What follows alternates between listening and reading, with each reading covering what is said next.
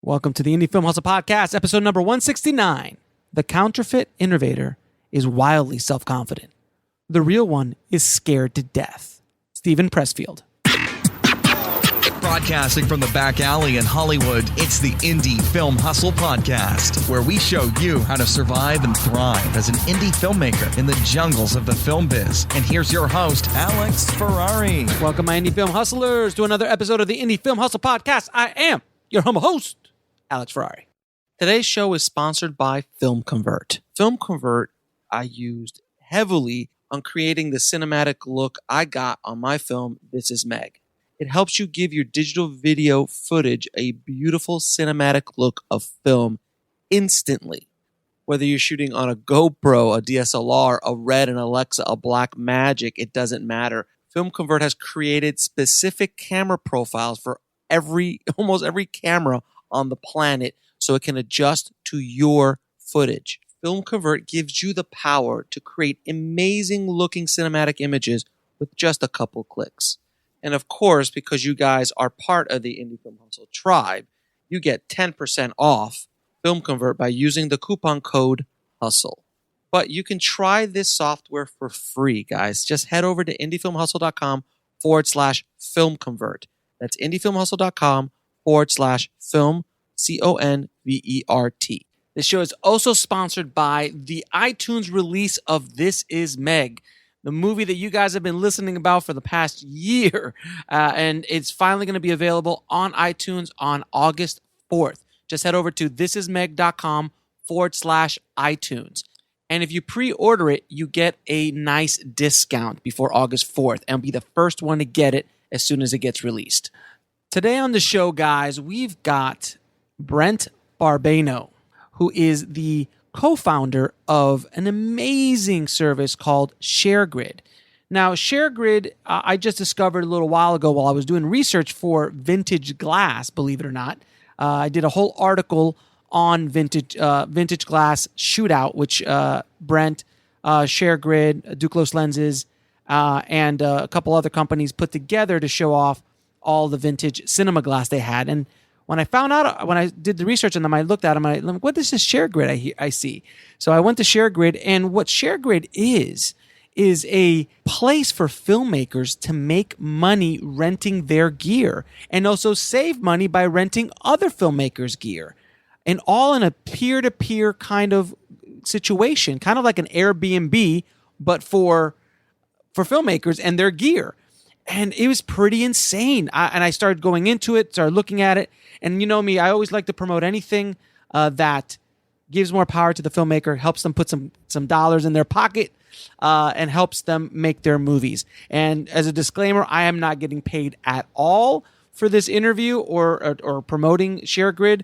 I'm not getting paid anything at all. I just thought their service was so cool that I wanted to reach out to the tribe and let them know about it. So I reached out to Brent, and he was more than gracious to come on board and to talk about not just how you can make money renting your own gear, but also how you can save money renting other people's gear for your productions, which is dramatically different. And it's also 100% covered by insurance. So you don't have to worry about insurance, because every time you go to a rental house, a lot of times you've got to deal with insurance and you got to deal with stuff. And rental house stuff a lot of times is, let's face it, a little beat up. But when you're renting from another filmmaker, you actually go meet that filmmaker who's taken really good care of their gear. You talk about it a little bit. You connect. It's also a huge networking opportunity to meet and network with other filmmakers in your area. And they're in a bunch of cities all across the U.S. And I think that one day we'll start setting up things over in Europe and other parts of the world. But for right now, they are in the U.S. But it's a great story on how they put the company together, what you can get out of it. And also, Brent is a working DP. So we got into a lot of details about cinematography as well and what it takes to be a working cinematographer in this world today. So without any further ado, please enjoy my conversation with Brent Barbano. I'd like to welcome to the show Brent Barbano, man. Thanks for being on the show, man. Thank you. Thank you for having me. So let's get into it, man. How did you get into the business, and why did you want to jump into this ridiculous business that we call the film industry? It is ridiculous. It is. It's when it's good, it's good, but when it's bad, it's bad. It's kind of like a relationship, isn't it? Yeah. It's funny. I'm actually coming up on my 10-year anniversary of moving out to LA, and it's still ridiculous. I still can't believe that I did it in some ways, but so I went to film school at Syracuse University. I'm actually from Syracuse, New York as well. Mm-hmm. And I don't know. I like every film student, when you're a junior, senior, you start to come to that realization and that decision that you need to move to, at that point, either New York or LA. Really, that those were the only two big markets that were, viable for a career in this industry. And New York at first was sounding enticing because it was close to home for me. But I had interned in LA the year before, and LA just kind of has a lot of opportunities, and a lot of people kind of said, if you really want to really give it your best shot in this industry, you got to try LA first. So right after graduation, I packed up my Jeep and drove across country with my dad, and 10 years later, I'm still surviving. So So when you showed up here, you knew no one? Well, in some ways, yes. I didn't know anyone of great influence, but I had students that I had gone to school with that had moved out here either the year before or the year with me. So there was definitely a support group. There was definitely fellow alumni that I kind of knew to collaborate with and work with out here. But yeah, in terms of, I didn't have a job lined up. I didn't have a lot of money saved up. It was just kind of, one of those crazy dreams that you hear about, where you just drive across country and try to make it happen. Wow. So you went west, young man, as they say. I did. Well, and if anyone knows what upstate New York is like, it's not like Manhattan. 6 months out of the year, it's not the warmest place to be. So I chose sunshine, and earthquakes. 365 days out of the year. Sunshine, earthquakes, and landslides. Yes. Yes, but I'll take the earthquakes. I'll take the earthquakes for the no snow. Oh God, Tell me about it. So you're a cinematographer. Yes, and that's how. And you wanted to be a cinematographer since you came out here, or did you fall into it? I kind of found it in film school. I think that's one of the. If you're thinking about going to film school, I think the thing I learned about that is that you don't have to know what you want to do in film school, or what you want to do in this film industry. Film school is about discovering that and about finding what it is that makes you passionate and what it is that excites you. So I went into film school kind of wanting to direct. I think that's what everyone defaults to. Everyone wants to write and direct their own stuff. Mm-hmm. But I was always a very visual person. I just didn't have the technical knowledge yet. I didn't really understand how cinematography worked. So when I was in film school, I kind of just fell into it and found myself always going back to operating the camera and lighting and coming up with interesting shots that helped tell the story. And I think by junior year of college, I was like, oh, I think DPing is actually my calling. I think that's more of what I want to do. It's what gets me excited more than anything. So then I started honing in on that the last 2 years of my college career, and making sure that I was, best set up once I graduated to really take on that career path. Now, I came out here about 12 years ago from the East Coast as well, from Miami. And one thing that kind of shifted dramatically in the business in general was this kind of revolution of the affordable cinema camera, whether that be DSLRs or the Red, or or Blackmagic, or any of these cameras. And it turned into, and I know a lot of cinematographers, a lot of good buddies of mine are cinematographers, and they all kind of started resenting the fact that they couldn't get hired unless they had their own kit, their own camera. Mm-hmm. And as opposed to the olden days where they would just hire you based on talent, not that you actually had a Red camera. And then, of course, that opened the door to a lot of people who can afford a Red camera but had no business shooting with a Red camera or an Alexa. So can you kind of talk a little bit about how that has changed in your kind of world? Because that's basically the way it is now. Like, especially, I mean, when you're at the higher levels, ASC, $200 million movies, that's not the norm. But for the rest of us schmucks down here, and I don't mean to throw you in with the schmucks like myself, sir, but I'm assuming that we're all kind of in the same world. Yeah, I mean, we'll be right back after a word from our sponsor. And now back to the show. I don't know. So look, I've actually never owned a legit cinema camera. I owned a Sony F3 for about a year and a half. And then when the F5 came out, I sold it immediately. And then I said, screw this. I'm out of this game of chasing the new technology, because once the F5 came out, no one wanted the F3. No one wanted to rent my F3, even though I still think it's a really good camera. But I can confidently say that I have actually never really owned a camera that was like my go-to. I never owned an Alexa Mini or a Red whatever or even a C300. I've never owned a camera, and I've done just fine. Good for you. Yeah, but part of which is I also am co-founder of ShareGrid, which we talk about later. But I have access to the best cameras in the world at a great price, and so you were kind of packaging yourself. So you could kind of package yourself with a camera, but not actually own it. Yeah, I mean, I not even because of ShareGrid, but because of my cinematographer friends who own a lot of gear, I love to give them rentals. So I will always say, yes, I don't own a camera, but my buddy has an amazing Alexa Mini package with these lenses, and they're perfect for this, and I can get us a good deal.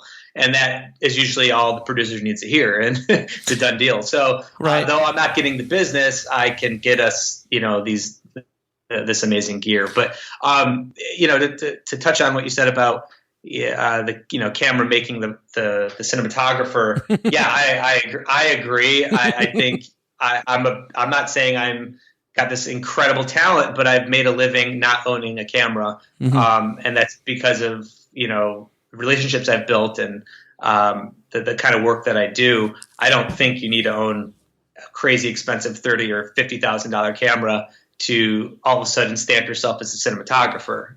You need to know how to light. You need to know how to work with people. You need to know how to delegate. You need to know how to scout and pre-plan and do pre-production and work with the director. I mean, there's so much that goes into being a cinematographer. To say that just owning a camera is the end all for your career is super short-sighted. So you mean to tell me that if I go out and spend $75,000 on an Alexa Mini package, that doesn't make me I won't shoot The Reverend? Is that? No.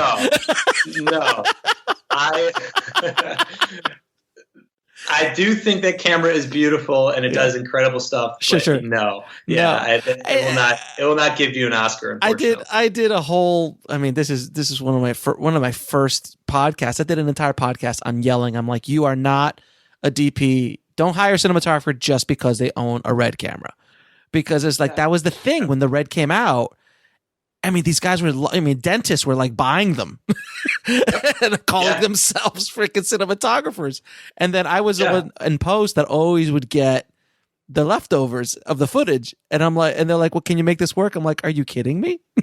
You're underlit like, 5 stops. You can't just go out at night and shoot with an f4 lens because it's a Red.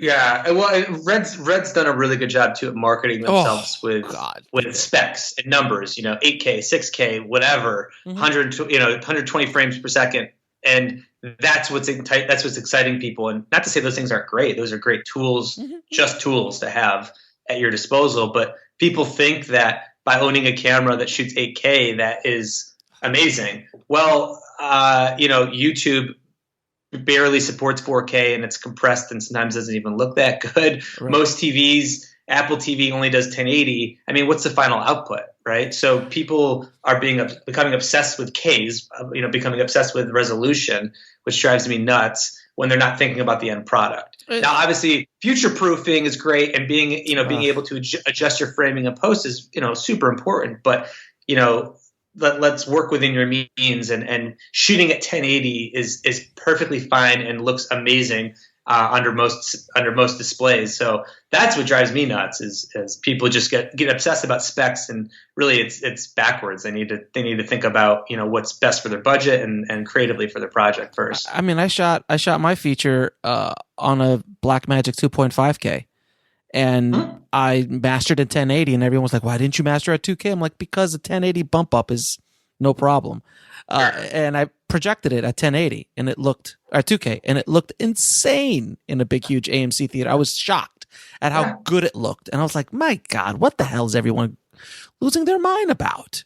Yeah, I know. I mean, it's a little crazy, but I think it just comes with time. I think some filmmakers learn the hard way, and then especially the post end of it. I mean, if you're dealing with all this footage, I mean, it's crazy. It's such overkill. I mean, if you're doing Guardians of the Galaxy, my God, I'm like, please shoot 8K. Yeah. Oh yeah. No, totally. And I've done green screen stuff, and we need every bit of resolution we can get. Totally understand that. Totally that's where it works perfectly. But if it's a web series, a low budget web series on the weekend, and it's going to be in 1080, and it's not even going at festivals that might display it in 4K, well, then why are we shooting on a Red 6K? But no one doesn't make sense. I mean, it's rare to display in 4K in theaters, but most of them are still displaying in 2K. Like 4K is expensive. It's just a projector is so damn expensive. So even when you're watching a $200 million movie digitally displayed, it's generally 2K. We could go on and on and on about that. Yeah.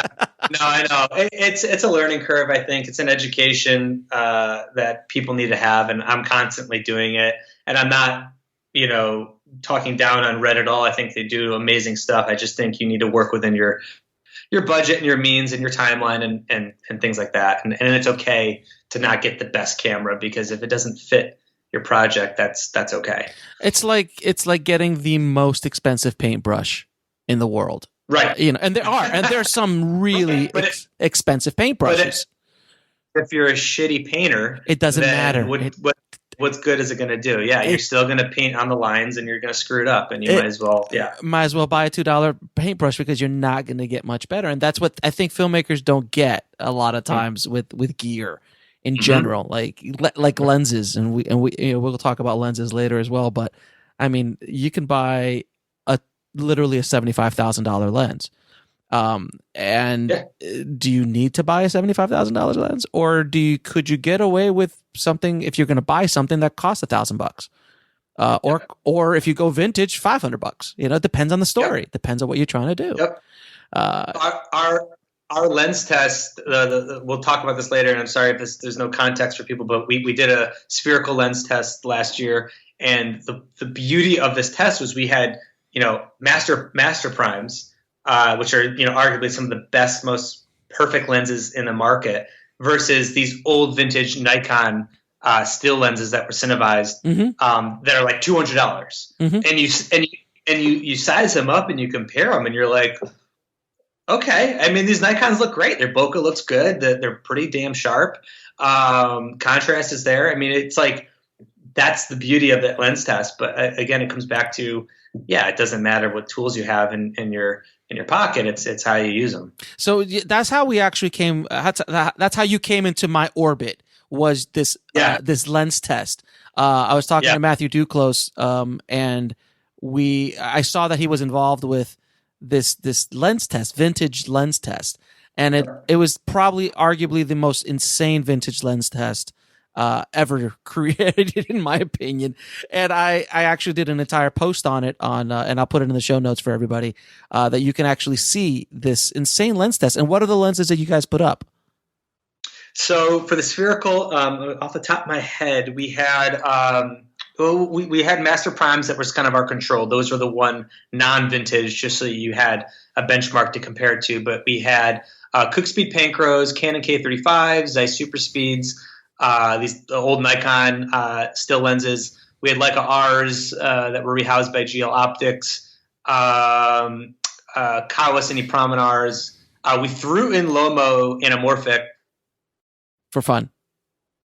because it was kind of cool that like size up all the spherical lenses, the 7 spherical lenses, and then just have like the anamorphic aspect ratio, which when you look at it, you're just immediately like drawn to it. Of course. So that was kind of fun to have in there. And I'm drawing a blank if I'm missing one. Probably Leicas too.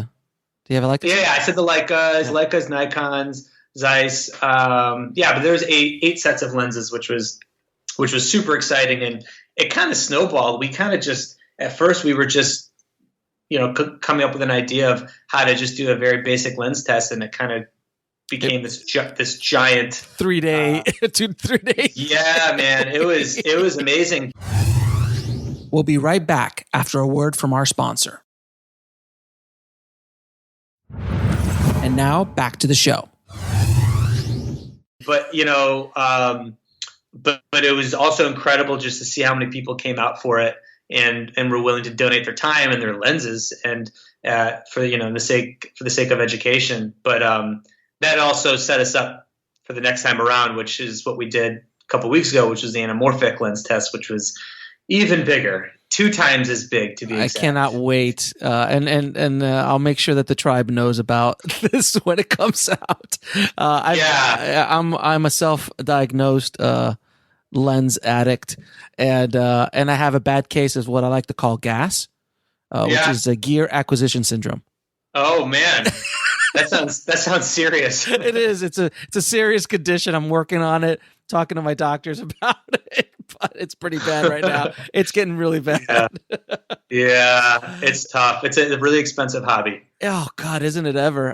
But so that's how we met, and then when I started doing research, I found this company called ShareGrid, and when I did some more research on ShareGrid, it was absolutely amazing. I was like, I can't believe I had not heard of this. So I wanted to bring you on the show to talk a little bit about ShareGrid, how it came to be, and all that stuff. So how did you get the idea for ShareGrid? How did it come to life? Well, there's I have 2 other co-founders, and it's funny how we found each other. I'll tell you my perspective, but this was now 3.5 years ago, which is scary to even say that. I can't believe it was that long ago. But I was shooting a documentary up in San Francisco about the sharing economy, which is ShareGrid and Airbnb and Uber and all these peer-to-peer marketplaces that sell services and goods to other people via a platform.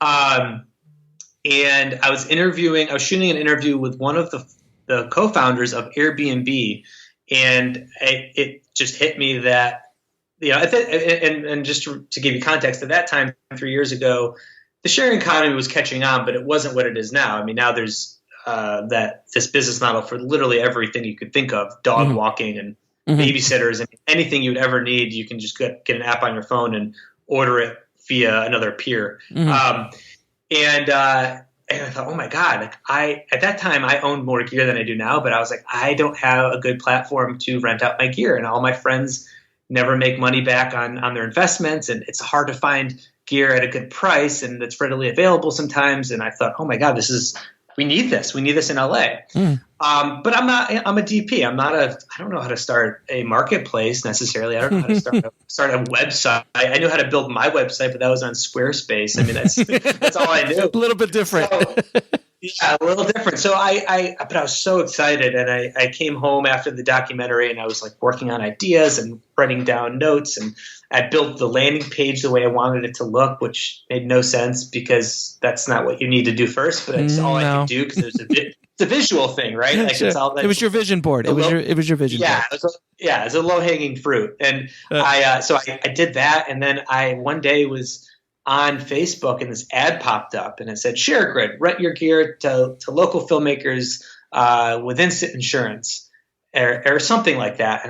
And my heart sunk, and I was devastated because someone had beat me to it. And this was like maybe the best lesson in life that I ever learned, because I gave up. I stopped. I remember talking to my friend, and I said, that's it. Someone beat me to it. Looks like they got a beautiful website. They got a good landing page. They know what they're doing. I could see that they were in San Francisco, and I was like, oh, that makes sense. That's, the tech capital of the world. I mean, that's where they should be. These guys got to figure it out. Oh, well, I'll just go back to DPing. And I gave up, and for about 2 weeks, I just was really sad and depressed, and thought my idea was stolen in a way from someone else. Right, even though they had it before you did, right?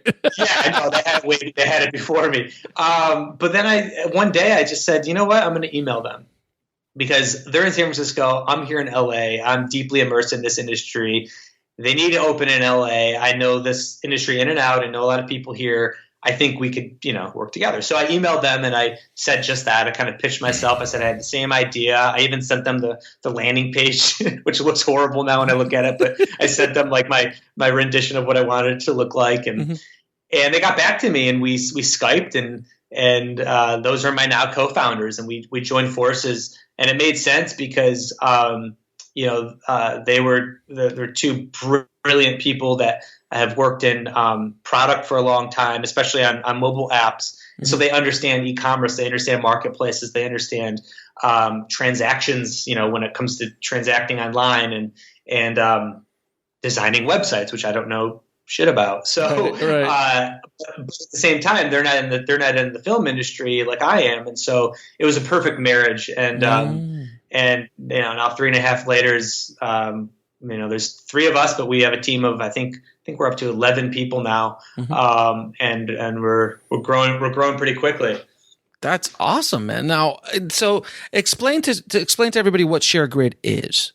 Yeah. So ShareGrid is, I'm sorry I didn't do a good job in that intro, but ShareGrid is a peer-to-peer marketplace where filmmakers and creatives and photographers can rent gear to others with instant insurance. We do ID verifications, and you can search your city to look for literally anything you would need, whether it be studio spaces, cameras, lenses, lights, audio gear, anything that you would need for your production, you can find independently on our website. Is that so? When you say studio spaces, you mean like actual sound stages and things like that? Yeah, sound stages, but we're even starting to get practical locations. Yeah, offices or houses if you want to rent a house for a shoot. Edit suites, and we have a lot of color correcting and editing suites as well, which is pretty sweet. So that's awesome. See, so you're really growing it, not just renting a lens, but now you're trying to create an entire ecosystem where anyone can rent anything or rent anything that you need for a production. Yep. And we have we just checked the other day. We have over $240 million of inventory of gear. So we're we've got a lot of stuff. I'm assuming a big chunk of that's here in LA. Big chunk of it's in LA. LA is our biggest market, but New York is. We're in 5 cities. We're in LA, New York City, Atlanta, San Francisco, Seattle, and we're opening in Chicago at the end of this month. Nice. And LA is definitely still the biggest market, but New York and Atlanta are kicking butt. There's a lot of production in both those cities, and San Francisco and Seattle too. It's pretty amazing. From 10 years ago when I said I moved out here, when to me at that time it was just New York or LA, and now I feel like as a filmmaker you can move to any of these cities and make a pretty good living. And what other cities are you guys planning to roll out to? We don't have a set map just yet, but it's pretty obvious. We have a lot of interest. Austin in cities like Austin's a big one. New Orleans is a big one. Yeah. Portland. All these cities have such a rich creative community, and they've had it for years. But we have our barometers of where to open up to is based on our signups. We have a wait list. Mm-hmm. So if you are Hong Kong and you sign up, we track that. We capture that information, and that helps us decide where the demand is and where we should go next. And so, there's a lot of people in our wait list from New Orleans and Austin and Portland and such. Even cities like Dallas and Houston, which you wouldn't think historically have as much of a creative industry as let's say Austin does, but I mean, they're just such giant cities that there's so much production still happening there. Don't forget Miami. Miami's a big one too. Yeah. Absolutely. Don't forget my hometown. Yeah, man. Yeah, no, Miami's up there for sure. So can you explain to filmmakers what how they could benefit from working or using ShareGrid? Yeah. So as a renter, if you have a production, what's awesome about ShareGrid is that our prices are typically cheaper than your traditional rental house, because our owners are independent. They don't have the overhead as a rental house. They're just sometimes operating out of their house or their garage, or they have a small setup. So prices are 30 to 50% lower than what you normally get at a rental house, which is obviously huge if you're on a budget, you're doing a shoot. And you do want that red camera for whatever reason, or an Alexa Mini. We'll be right back after a word from our sponsor. And now back to the show. You can afford it, which is great. But our inventory is amazing. Like we talked about earlier, the amount of inventory that we have. And you can search based on a map too. You can look around you, what's closest to you. That's incredible. The fact that I live in Pasadena, which is on the outskirts of LA, and I can search based just in Pasadena and find a bunch of cinema cameras and lenses near me, so I don't have to travel across town in traffic to pick up whatever it is I want. Those are price and inventory are huge. I would also say availability is a biggie because brick and mortar places are open 9 to 5. They're not open on weekends. We're open technically 24/7. You can rent from someone on a Saturday or a Sunday, or you can return on a Saturday or Sunday. Whatever works for you and the other party, that's fine. So I think that's a huge benefit for the community. But also, I would say one of the biggest recipes to our secret sauce would be our insurance. So how does that? Because that's the big thing, man. How the heck does that work for you guys? No, it's a biggie. So rewind to the intro story I was telling you. When my co-founders and I joined forces, we asked our community. We had a bunch of signups at the time, and we hadn't built anything. And it was a beautiful model. I mean, it worked on me, right? Because my co-founders built this landing page, ran basic Facebook ads to see if the idea was even viable. And I responded, of course. And within like a couple of weeks, we had like over 3,000 signups. And we thought, oh my God, well, I guess we need to build this thing. People actually want this community. But the biggest need that everyone wanted, it wasn't price, it wasn't just availability, it was insurance. It was how are you going to secure or make sure that my gear is covered, that I'm covered. And so we knew that we couldn't just open a community without that. So we called insurance companies left and right. And they all laughed at us, man. I mean, of course. That makes excellent sense.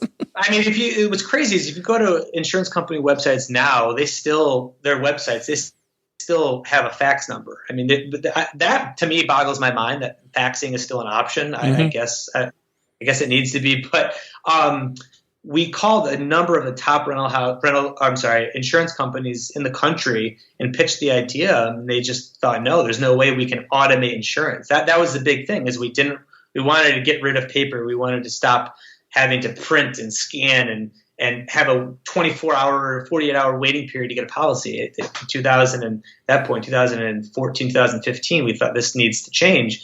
And so we at the 11th hour, I actually found Athos Insurance, which is our now insurance partner, who was also in Pasadena, California.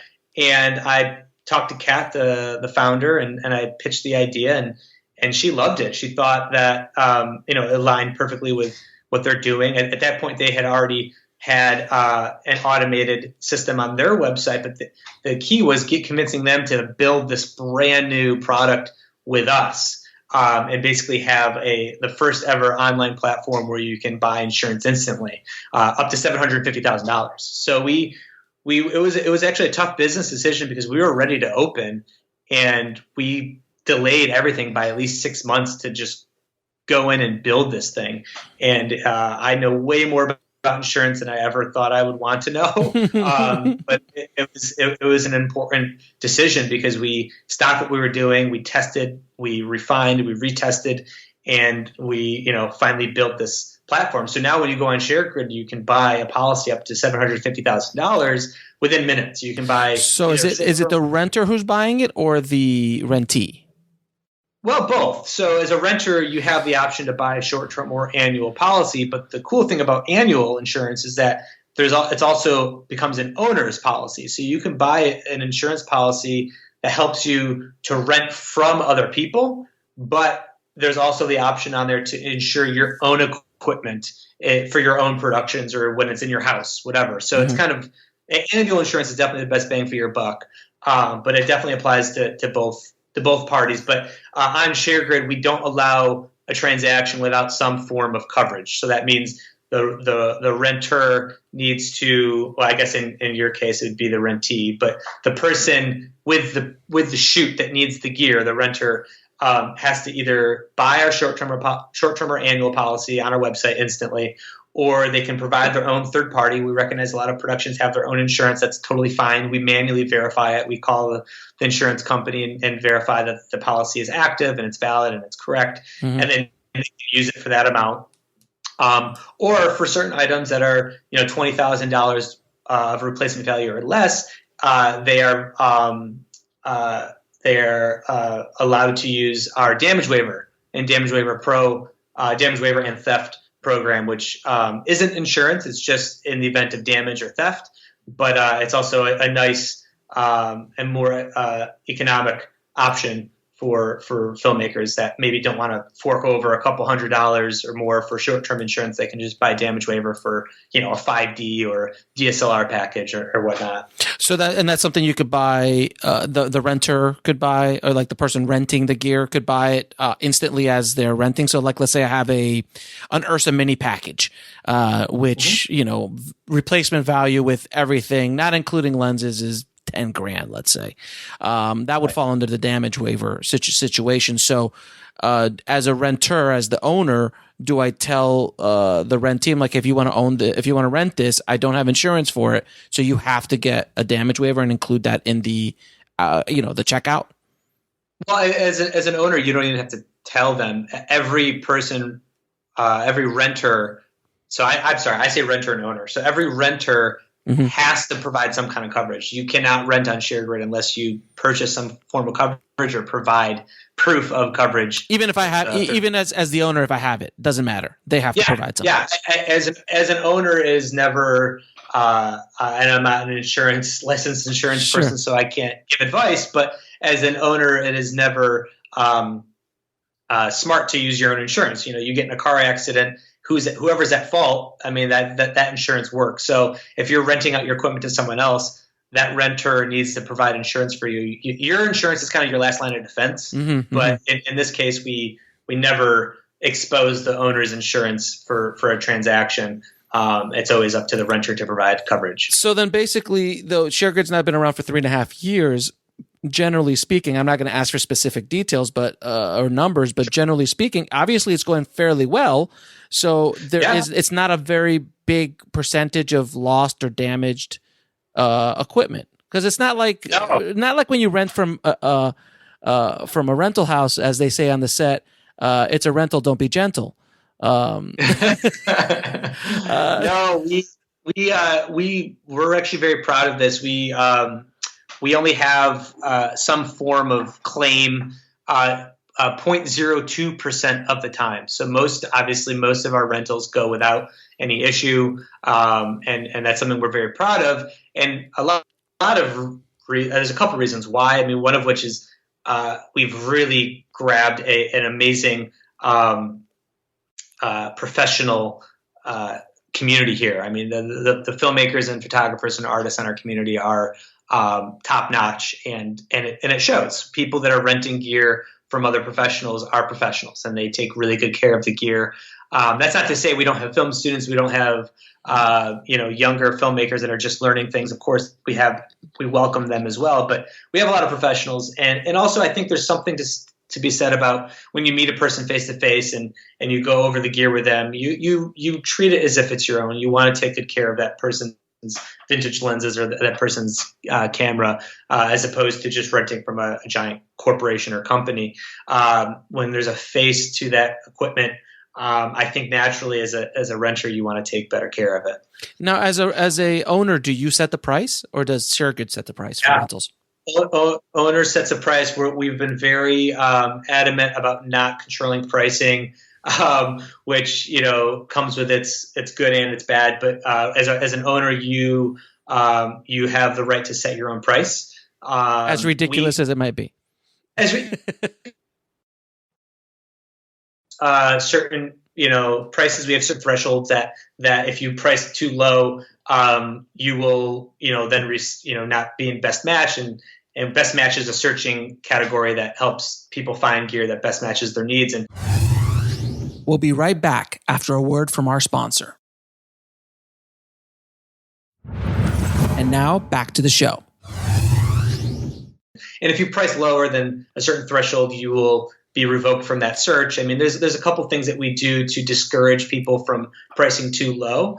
But that being said, it's a free market. It's an open market. We don't want to manipulate. We don't want to control people's pricing too much. And and as an owner, you can price how you want. And we have a recommendation tool. When you list a new item, we recommend based on the market what you can price it at. So basically, filmmakers, an independent filmmaker, now could have access to a high-end camera with some high-end glass that might cost up to $100,000, but on a budget, if they're shooting on a week or 2 weeks or something like that, they could make a deal and get that access much easier than if they would go to a rental house. So trying to rent an Arri Mini or a Red Epic or Dragon with some super speeds, prime set, it's going to cost you an arm and a leg. Plus, you need to get this kind of weird, not weird insurance, but like full blown coverage and all this kind of stuff, as opposed to going through ShareGrid, where you have it seems easier. Yeah, it's actually a lot easier. It's really fast. It's really intuitive. We have a cart actually, just like when you're on Amazon and you check out with a cart, we're building a cart, which makes it even quicker. That's going to be coming out soon. So I invite you and everyone to go on the website. It's really fun. You can search for anything you want, add it to your cart eventually, and check out literally within minutes.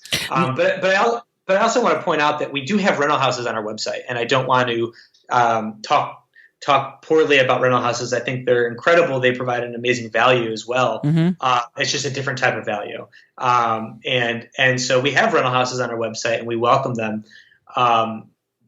It's just that we have typically lower prices than them because our owners don't have the same overhead. But if you want that rental house experience and you want a prep tech and a prep floor and even more amazing inventory, a one-stop shop experience, you can get that on ShareGrid. You can find a rental house on ShareGrid as well.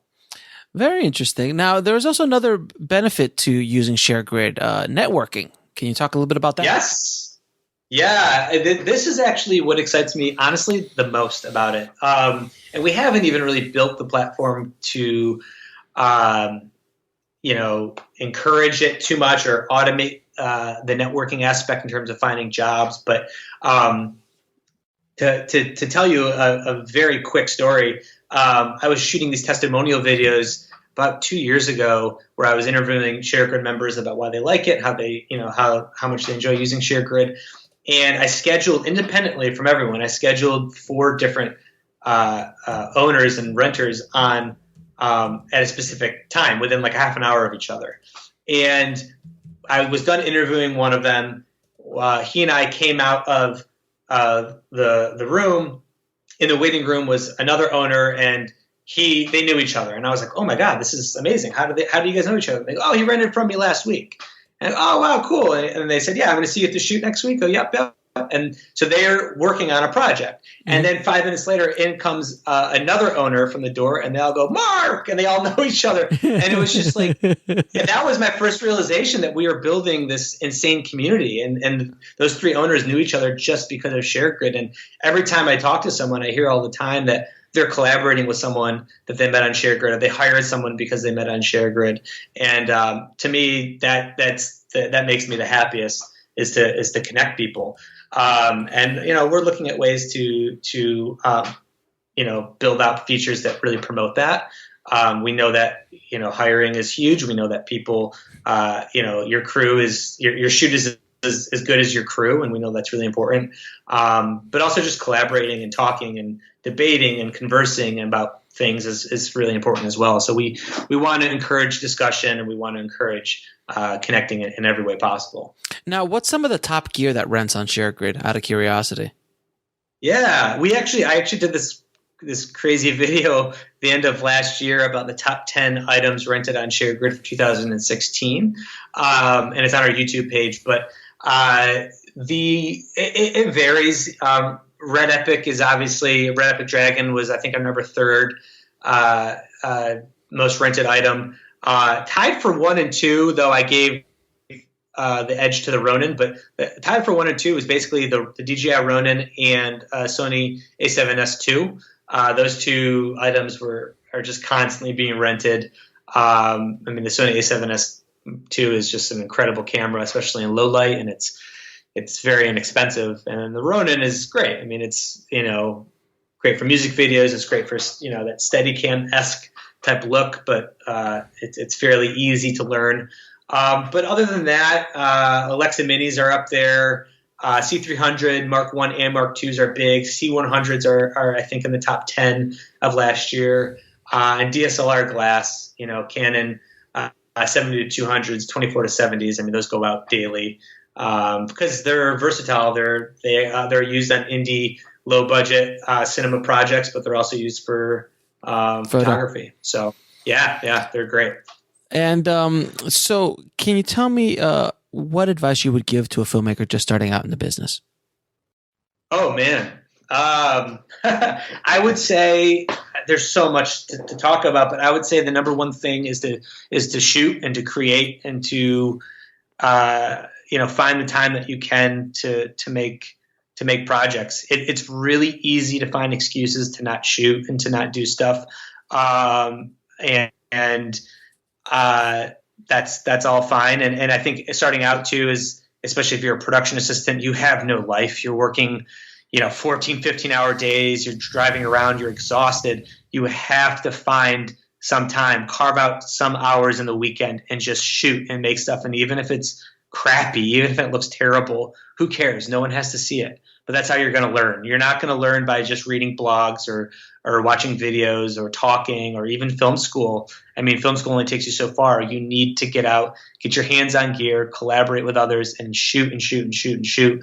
And that's the only way you're going to refine your craft. And also figure out what you really love to do. And then at the same time, you're building up your reel. I spent 3-4 years, my first 4 years out here in LA, working with my friends from college, and we just were shooting our own stuff. And some of it was really bad, and I'll never show anyone. And some of it was great, and some of it went into my demo reel, and it got me more work, and it also taught me, how to work with certain equipment and certain lighting scenarios. That's huge. And I think back then, 10 years ago, the best cameras I had was like a Sony EX1 or an HVX 200. These cameras, those cameras were the best I could get. Now you can buy a DSLR and get some, DSLR glass that, if you do it right, if you light it right and put it in the right scenario, you can get some gorgeous looking stuff. There's literally no excuse, in my opinion, to not shoot and create your own stuff. You've got YouTube, you've got Vimeo, you've got ShareGrid, you've got all these tools at your disposal. It's really easy to come up with excuses not to, like it was for me to not pursue ShareGrid. It was really easy to give up. But at the end of the day, there's 15,000 other people in line ready to take your spot. And so if you want to be competitive and you want to get that edge, you got to create. You got to get out there and make stuff. You said the HVX 200. I have to give a shout out to the DVX 100A. Dude, DVX 100 was the camera I shot my senior thesis on. So I went to film school, and it was still very much a film school, and it cost like $4,000 to buy film to buy 16 Super 16 Yeah, millimeter film. yeah. And I was like, this is ridiculous. I knew my senior thesis wasn't going to be anything groundbreaking. It wasn't going to get me a job. And I thought, and I've already shot on film a lot for that major. And I just said, I'm going to just shoot this in the DVX. It was 24p. It looked great at the time, even though it was standard definition. And I told my professors, and they were really mad at me. And I said, I'm sorry. I'm saving up money so that I can, make a career after this. I'm going to shoot on digital. And I did, and it looked okay. But, standard def 24p. Hey. Yeah, man. But it was fine. And I still love that camera for what it did for my career. That camera had a Leica lens on it. Oh yeah, it did, didn't it? It had a Leica lens on it. I remember. And that camera, man, I shot my first short film with it that went on to do good stuff for me. And we'll be right back after a word from our sponsor. And now back to the show. I loved that little camera, man. I loved it. It was a workhorse, and it was the first thing I sold when I got out here. Some guy wanted to buy it. I'm like, hey, you sure? Oh. And I sold it for like $1,000. I was like, oh yeah, dude, take it. Oh, that's a good sell right there. He's like, I'm gonna start shooting short films. I'm like, you do what you got to do, brother, man. Go I got out quick. Oh my God. So, so what is the lesson that took you the longest to learn, whether in life or in the film business? Oh wow, deep questions. That's a very good one. I mean, there's so many, but the one that comes to mind right now is I would say not compare yourself to your other peers. Mm-hmm. It's really easy to compare yourself to other friends that came out of film school at the same time you did and had the same exact opportunities that you did. And they're maybe a little bit ahead of you in some sense. That is such a toxic way of thinking. Mm-hmm. It's really detrimental, I think, for not just, I think anyone, especially just creatives, filmmakers, actors, actresses, anyone. You just can't think like that. You got to stay focused on you and your own path, because the truth of the matter is you could be the same age, the same film school, move out to LA at the exact same time, start out the exact same job. It's still not apples to apples. There's so many discrepancies and differences. And if your buddy got an opportunity because he just ran into someone at a coffee shop, well, that's because that's what happened to them. That didn't happen to you. You weren't there. And you just can't compare yourself. It's just going to be distracting. And so that took a while for me to kind of not compare myself and get competitive, mm-hmm. and just stay focused on me and my path and my dreams. Which sounds so cheesy, but it's true. No, it's absolutely true. I mean, you could look at Robert Rodriguez. How many filmmakers just compared themselves to Robert Rodriguez and his thing? Or how many people, Spielberg was comparing himself to Orson Welles, and he failed because Orson made his movie at 23, and he made Jaws at 27. Yeah, that's the other thing, is the age thing. I think people. That's the worst, is like, especially now that I'm 30, I'm about to be 32 in a couple weeks. And shut up. Yeah. You're a bit younger than I am, sir. All right. Well, you make me feel good, because I go on Facebook and I see friends and buddies that are 27, 25, and they're shooting amazing stuff, and they're shooting with Disney, and they're shooting with these incredible clients. And I'm just like, oh man, what did I do wrong? But I have to stop myself and say I did nothing wrong. I'm doing everything right, and kudos, and more importantly, kudos to them. They're kicking butt, and that's awesome. And I'm proud to call them my friend or my colleague. You know what? I at your age, I was shooting with the DVX 100A in a steaming steaming basement in West Palm Beach, Florida, shooting a short film. Oh man! And I was shooting it with a DVX 100, and I was so far from Hollywood, I can't even explain to you. Yeah, I was 10 years, at least 3 or 4 years away before I finally moved out. Yeah. I tell you, man, I'm 42, about to be 43, and I've been in the business for 20 years, and I've seen a lot of shit. Mm-hmm. And man, I meet these 18, 19-year-olds like, yeah, man, I just shot my 6th feature. I'm like, shut the fuck up. Yeah. Isn't that crazy? It's so not, but that's what they have. That's what they have. I mean, if I would have been 18 in today's world, I'd be doing the same thing, because sure. Can you imagine what Hitchcock would have done? A young Hitchcock would have done, or a young Kubrick would have done with this kind of technology and this kind of access.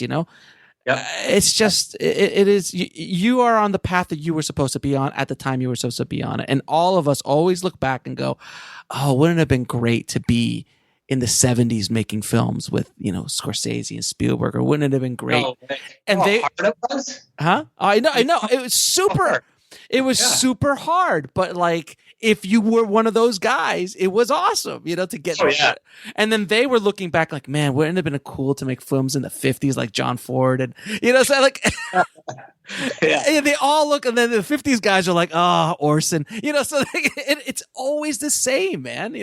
Guys now looking back in the 90s like, oh man, Tarantino and Kevin Smith and Linklater and all those guys in the 90s, wow, all that. But now is where we got to focus our energy on. And exactly. And it comes back to what I was saying too. I mean, this is the proof of it with how successful filmmakers are at a young age. I mean, you have no excuse now. They're taking advantage of the technology and the social media channels and distribution. Distribution. Yeah. The accessibility to resources is just infinitely better than it was even 5 years ago. And so these young, Scorsese proteges, or these young filmmakers that are just kicking butt in their early 20s. I mean, this is why they're doing it. They're taking advantage. So I think, don't compare yourself, don't get hung up, but at the same time, you do need to have a little bit, maybe 10% of that angst, a little bit of that like a little bit of competitive edge that kind of keeps you going, keeps you motivated. I call it, there's that cheesy millennial term FOMO, fear of missing out, but it's true. Like when I'm online, I don't get mad or upset when I see other filmmakers doing awesome things. I'm happy for them, but then I'm like, God damn it, I'm going to go do that now. I want to go shoot. And that's what you need. You need that little bit of push now to make your own, carve out your own niche. Yeah, and I used to be that guy too when I was younger. You go on, you're like, oh man, how did he get a feature? Why the hell did they give them the money? Like, why can't I do that? Like, if I would have gotten, and you get all that, you get caught up in that toxic mentality, exactly, and it hurt me for many, many years till I finally broke free of that, and I just said, screw it, I'm just going to be me. Yeah. You gotta harness that energy into just being positive. You don't focus on the path, just use it to motivate you to do your own stuff. That's all you can do. And last question: 3 of your favorite films of all time. Oh, wow. Well, any of my friends listening are laughing because they know that I'm obsessed with Jurassic Park. And it's not even for... Because how old were you when it came out? I was 8. Yeah, I was... I was 18. I was in high school. So yeah, a completely different perspective. It's kind of like when I saw Empire or Return of the Jedi. That's like, oh my God. This was that turning point for me, because at that point I had only seen Disney cartoons and really sugary movies that are really safe, and this movie scared the crap out of me. And it can be scary, absolutely. It still is. Like my palms still get sweaty at certain scenes when I've watched the movie like 1,000 times. But it was so real. It was the first time I watched a movie that was like, wow, these dinosaurs are real. These kids are going to get killed. This is horrible. But when I was in theaters, I kept going back. I brought my aunt. I took my dad. I went back and saw it like probably 8 times in the theaters until it came out. And then, of course, I bought it on VHS. But that movie, not even for its technical achievements, but just because of like it, was the most real movie I had seen at the time. That's what really sparked my interest in cinema. And then after that, Godfather Part 1 is just, it's just the perfect you can get for a movie. It's just, it holds up. It's beautiful. Take the cannoli, leave the gun. I'm also I'm Italian as well. So there's just that aspect that I just, sure. How can you not love just all of those references in the movie? Godfather Part 1. God, the third one, the third one's probably like a 10-way tie. But the first movie that comes to mind that I love a lot is Sideways. which is interesting because it's not even a cinematography. I mean, it's beautifully shot, but it's not like a Godfather or anything like that I think is just gorgeous in its own way visually. Sideways I loved because of the way it was, written and its storytelling, and that's what really sparked my interest into how filmmaking is only as good as its script. I mean, the script in that movie is just brilliant, and the acting as well, and that movie just stays with me. And it's probably also fresh in my mind because my girlfriend and I went up to wine country last month. And so all I could think about was Sideways the whole time when I was up there. So my mind, but did you take the Sideways tour? I didn't. We went to some of the wineries that were there and talked to some of the workers, and we talked about the movie. But no, we didn't do the Sideways tour, unfortunately. So, we didn't have time. Since you're such a big Jurassic Park fan, I've got a slight bit of trivia for you. We'll be right back after a word from our sponsor. And now back to the show. I was at an event with Dean Cundy. Okay. And they, for everybody listening, Dean Cundy was a cinematographer of Jurassic Park as well as Back to the Future, Escape from New York, Halloween. I mean, he's been around.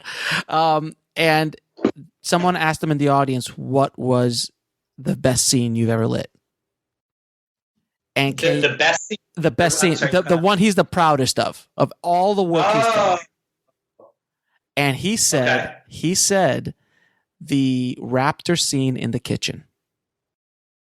Okay. Because it was so difficult.